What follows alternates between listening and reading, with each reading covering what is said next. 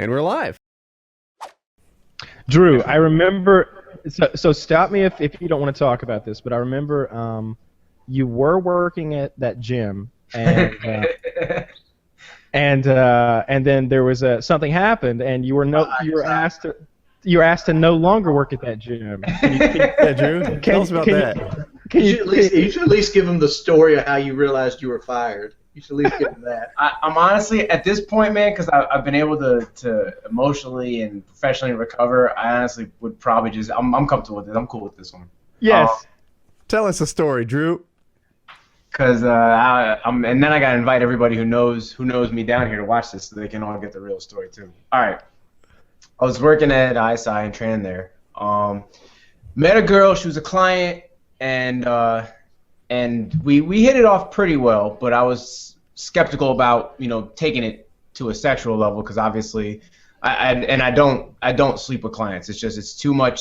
It ruins the entire dynamic of everything. Like I can't see you in both lights. It doesn't work. Anyway, but for this particular time, I let it go. It was the first time I've ever done it, and afterwards I felt guilty. So every time people ask me about it at work, the people I worked with, I'd tell them no, I made a mistake, this and that. But then when I was with her, we had some serious feelings. Like it got a little more serious than just fucking around.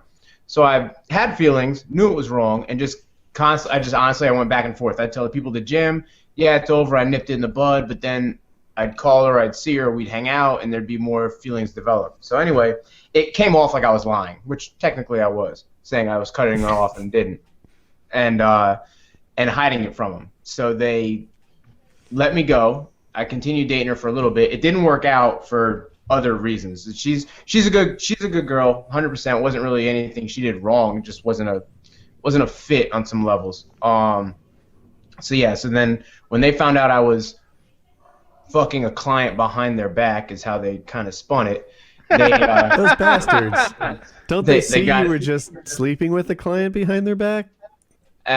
I was dating her. Like we were straight. It wasn't even like dirty sneaking off after work or in between sessions. It was like a legitimate, met her parents. She met my parents. We did a lot. I know her sisters, all that stuff. But anyway, they went on this integrity kick about things like that. And since then, since we're on this topic, and I've never actually talked about this part. They've been through it's either 9 or 10 trainers since I left. Really? That's because not for the same reason. I don't know why they're going. That's because Adam Rice is a bad business. Oh, name drop him. Yeah, he is. He's an adorable little business owner. I don't give a shit. I ain't Adam Rice's friend. Right, but the concept of the gym is awesome.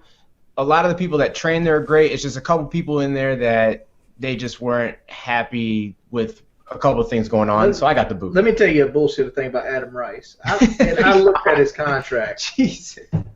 And look, this Who the hell is this Adam Rice? We're about to find Adam out. Rice was a Coastal Carolina baseball player, and he turned out to be a personal trainer. Now he's a washed-up Cadillac driver. But he had a contract, and Drew handed this contract to me. And the only way I signed this contract was Drew. I was reluctant as shit. No, I reluctantly gave it to you because our arrangement was different. I don't know if y'all followed. Yeah, but you've seen how big of a fuss I made about that contract. Like, I'm one of the people that will read contracts. Yeah, you hand me something, I'm going to read that motherfucker. I'm not going to be like, hey, what you doing? How's the kids? Right. No, this motherfucker has a clause in it that you got to pay 3 months in advance to cancel your gym membership. So if you cancel that day, you owe him $900 or something like that. Who's paying $300 a month? These are personal training facilities. Oh, it's for the personal trainer. Okay. Yeah, it's not like a Planet Fitness. It's not a Planet Fitness. It's a gym. It's one-on-one only. You go in with a trainer. Well, if you're getting someone like Drew, then that is a steal. You're a fool not to get it. No, Drew's got cheaper prices now. Drew's prices are dirt cheap right now. I'm trying to give it away for just. I want to help people. It's like $300 for 5 sessions a week. That's my plug. I just want to. If I can help people, and the way to do it, if they pay for, if I do what people can afford, everyday people can afford, they can't train enough by normal standard pricing. Like 5 days a week, most people, that's gonna be $500-$600 a month, which is a fucking car payment or mortgage nowadays.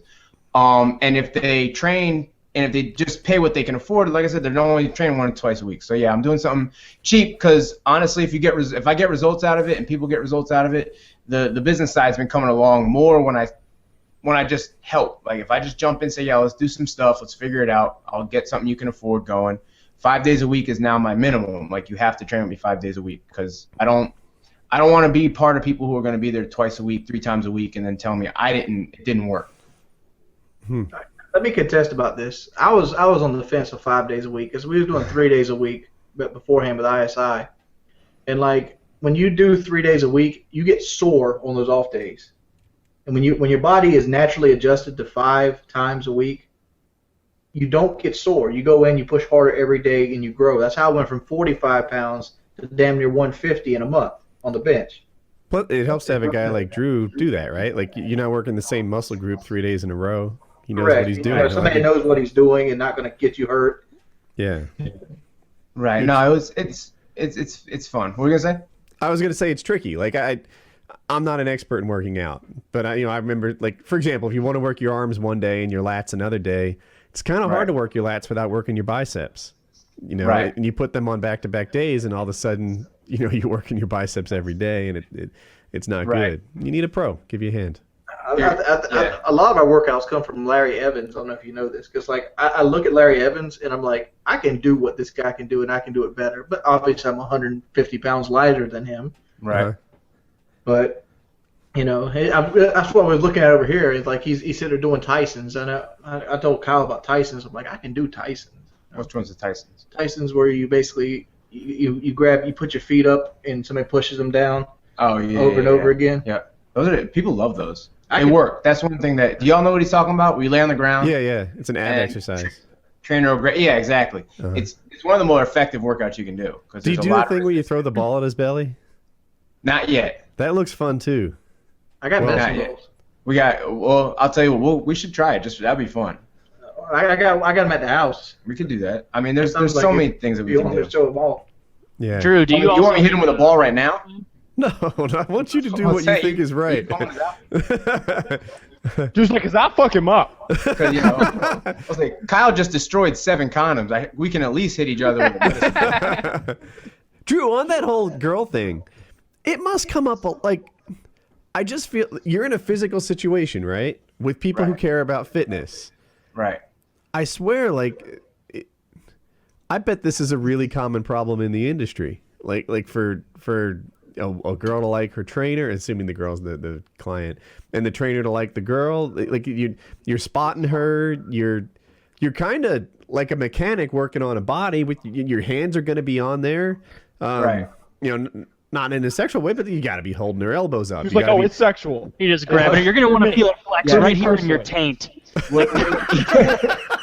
Woody, nothing. Feel nothing the is burn more, right there, up in there deep. Nothing tests my morals more than holding a woman's elbows up. You're joking, but it's like a real thing. Like I feel like at some point I don't know, she's gonna be working her thighs or something, and it's funny. I learned a couple things. Because some things you can avoid, I guess, like environments or situations you can avoid. Like for instance, when I first started, if I don't know you, and a lot of people I train, I know like I know them. I don't cold call. I don't advertise. Most people I train, I know, and are pretty, from somewhere.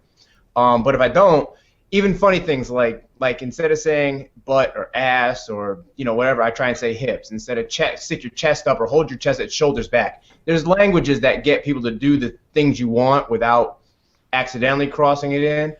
But at the same time, it's not my focus. It's kind of like.